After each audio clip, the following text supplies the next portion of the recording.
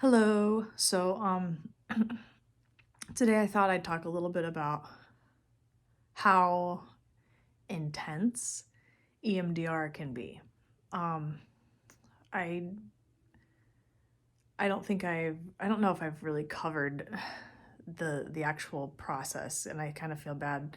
Had a couple people like reach out and just go, "Whoa, I wasn't expecting this to be this intense and difficult and emotional."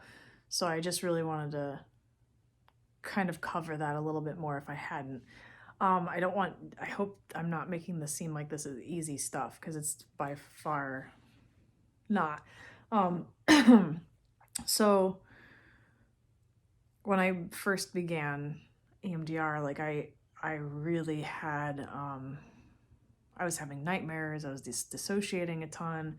Um, and it was so overwhelming. The emotions that were kind of coming up. And I mean, I wouldn't be able to function. Like, often I would have a session.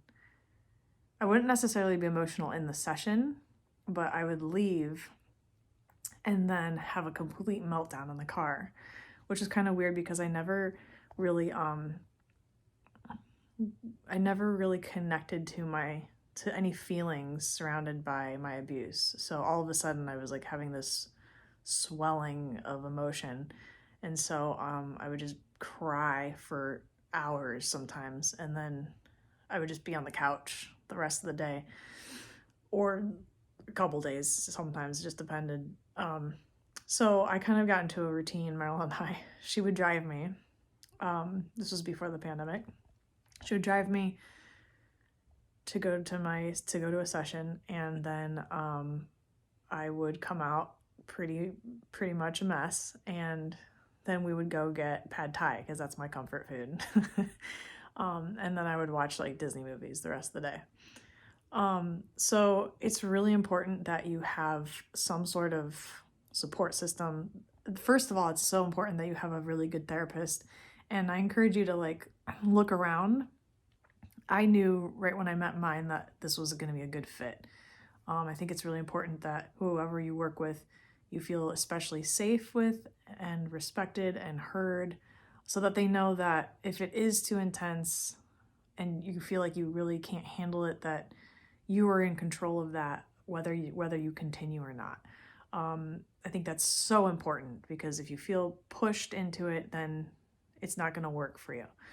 Um, so so those are some things that really helped me, was just to kind of like make sure that the rest of my day I didn't have commitments. I was able to cry or comfort myself in some way, or maybe Meryl, my wife, was available.